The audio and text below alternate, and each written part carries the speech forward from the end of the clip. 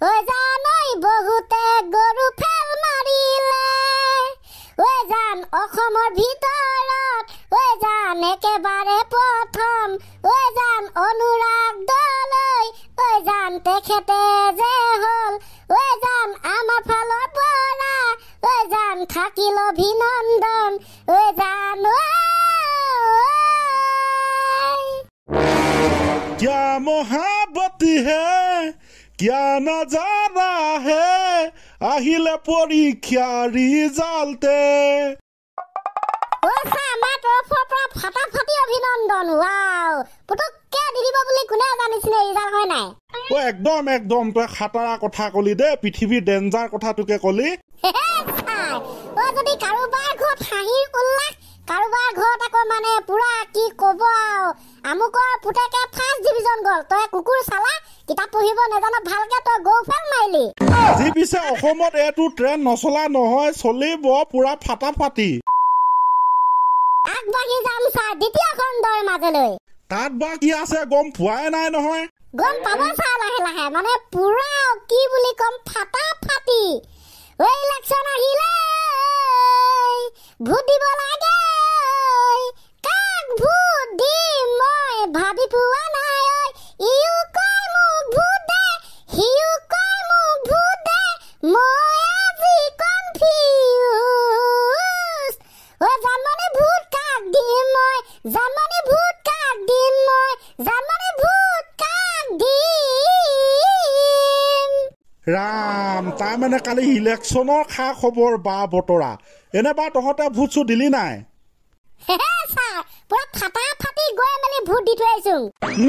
নিজৰ দায়িত্ব নিজৰ অধিকাৰ নিজৰ কৰ্তব্য পালন কৰিবই লাগিব সুধিবলৈ বাৰু নেপায় পাৰ্চনেল মেটাৰ তথাপি সুধিছো এনেবা কাক ভোট দিলি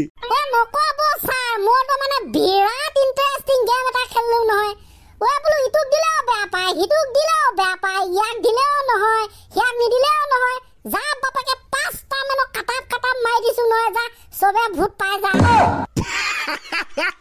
দিমাগ বেয়া হ'ল নি তোৰ হে তই এনেকুৱা গেম খেলিলে দেখোন ভোট কেঞ্চেলে হৈ পৰিব কেঞ্চেলে কৰি দিছো বুলি ভাবিছে নেকি এনে ঢেলত ধেমালি কৰিলো ছাৰ তাৰমানে এইবিলাক আৰু পাৰ্চনেল মেটাৰ যে ক'বলৈ নেপায় দে নুবুজা নহয় বাৰু পিছে ল'ৰাকেইটা বাকীকেইটা বাৰু ভোট কাক দিলি এতিয়া আপুনি ভালকে লক্ষ্য কৰিব দেই পদুম ফুলক ভোট নিদিলেও নহয় কাৰণ পদুম ফুলত থাকে আমাৰ সৰস্বতী আইকটো আমাক লাগিবই সেই বুলি মানে পদুম ফুলক এৰিব নোৱাৰো দ্বিতীয়তে মানে ছাৰ হাতখনকো এৰিব নোৱাৰো নহয় হাতখন লাগে আমাক হাতখনৰ অবিহনে একোৱে নহয় দেখোন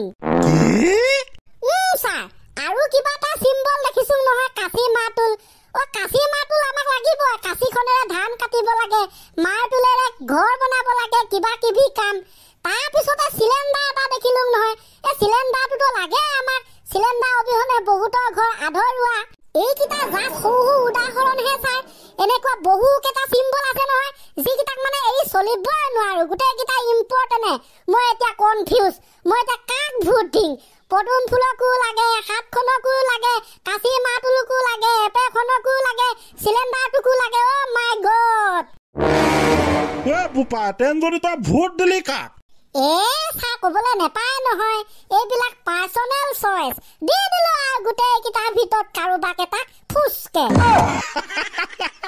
মাথা চাথা বেয়া কৰি পেলাবি দেই ল'ৰা এইটোৱে যদি ক'বলৈ আছিলে এইখননো কি ৰামায়ণ মেলিব লাগে দে হৰি তই পিছে কাক ভোট দিলি মোৰতো চাওঁ ডেঞ্জাৰ মই খাটা মানুহ এটাক ভোট দিলোঁ কৈছোঁ নহয় ছাৰ ৰিজাল্টৰ দিনা কৈ দিম তাৰমানে মই এনেকুৱা এজন খাটা মানুহক ভোট দিছোঁ সেইটো মানে সি মানে ৰিজাল্টৰ দিনা জিকিবই মানে ডেট মিনছ কি আৰু ৰিজাল্টৰ দিনা গম পাব যিজনে জিকিব সেইজনকে দিছোঁ যাওঁ ভোট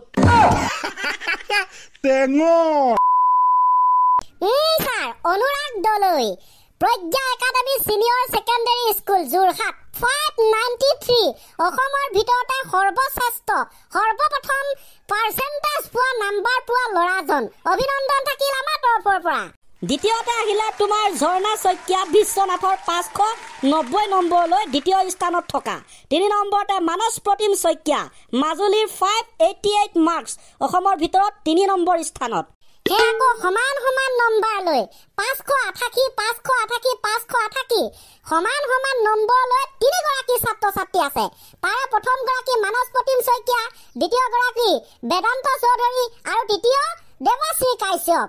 বেদান্ত চৌধুৰী ক্ৰমে বৰপেটা, দেৱাশ্ৰী কাশ্যপ ক্ৰমে নগাঁৱৰ। এয়া আছিল টপ 5 ৰিজাল্ট। হয় ছাৰ, এইবাৰ গাইজ আপোনালোকক থুলমূলকৈ জনাই দিব বিচাৰিছো গোটেই আমাৰ অসমতে first division, second division, third division কিমান ষ্টুডেণ্টে পাছ কৰিছে। ফাৰ্ষ্ট ডিভিজনত আছে তোমাৰ 1,05,873 গৰাকী ষ্টুডেণ্ট। ছেকেণ্ড ডিভিজনলৈ উত্তীৰ্ণ হৈছে 1,50,764 গৰাকী ষ্টুডেণ্ট। থাৰ্ড ডিভিজনলৈ উত্তীৰ্ণ হৈছে তোমাৰ 60,680 গৰাকী ষ্টুডেণ্ট। সকলোলৈ আমাৰ তৰফৰ পৰাটো অভিনন্দন থাকিবই। ইয়েছ ছাৰ, এয়া আৰু কৰবাত যদি সুখ কৰবাত আকৌ দুখ। যিসকলে ভালকে পাছ কৰিছে সিহঁত বাৰু বহুত ভালে। যিসকলে থাৰ্ড ডিভিজন, ছেকেণ্ড ডিভিজন গৈছে সিহঁতে বাৰু ইমান চিন্তা কৰিবলৈ নাই। যিসকলে ফেইল কৰিছে সিহঁতেও সিমান চিন্তা কৰিবলৈ নাই। চিন্তা কৰাৰ কোনো প্ৰয়োজনেই নাই। অলপ বাৰু বেয়া লাগিব, বেয়া নলগা নহয়, কিন্তু নেক্সট বাৰ ভালকে চেষ্টা কৰা, তুমিও পাৰিবা। ডাঙৰ মানুহ হ'বৰ বাবে, মানৱ সম্পদ নিজকে গঢ়ি তুলিবৰ বাবে ইমানো বেছি নম্বৰৰ প্ৰয়োজন নহয়। মুঠতে চলি থাকিব পাৰিলেই হ'ল। আজিকালি কৰ্মৰ কোনো অভাৱ নাই। মুঠতে লাগে নিজৰ টেলেণ্ট, নিজৰ অধ্যৱসায়, নিজৰ প্ৰচেষ্টা, নিজৰ আগ্ৰহ। পঢ়া শুনাটো লাগিবই, উইদাউট পঢ়া শুনা আজিকালি একোৱে নহয়। কিন্তু আমি ভাবোঁ যে ভাল ৰিজাল্ট নাইবা নম্বৰৰ বাবে পঢ়াটো ভাল কথা নহয়। আপোনালোকে মন কৰিছেনে 10 বছৰ আগতে অসমৰ ভিতৰত টপ কৰা ষ্টুডেণ্টজন বাৰু আজি ক'ত আছে? কি কৰিছে বাৰু নেজানো। হয়তো ভাল কামো কৰি থাকিব পাৰে, নাইবা ক'ৰবাত হেৰাই যাবও পাৰে। কিন্তু third division, second division, normal first division নাইবা গৰু ফেল মৰা ষ্টুডেণ্টটো আজি আমাৰ অসমত ভাল কাম কৰি আছে। গতিকে মেট্ৰিক ফেইল কৰিলো বুলিয়ে একেবাৰে সকলো শেষ নহয়। নিজৰ প্ৰতিভাক আগুৱাই লৈ যোৱাটো উচিত। ঠিক আছে, সকলোলৈ অভিনন্দন থাকিল। ফেইল কৰাবিলাকো আকৌ এবাৰ চেষ্টা কৰিবৰ বাবে অনুৰোধ থাকিল। মেট্ৰিকৰ ৰিজাল্টটো আহিলে তৎক্ষণাত। বাৰু গাইজ, আৰম্ভণি গীত ক্লজিং হৈ যাওক ইমানতে। আজিলে বাই বাই।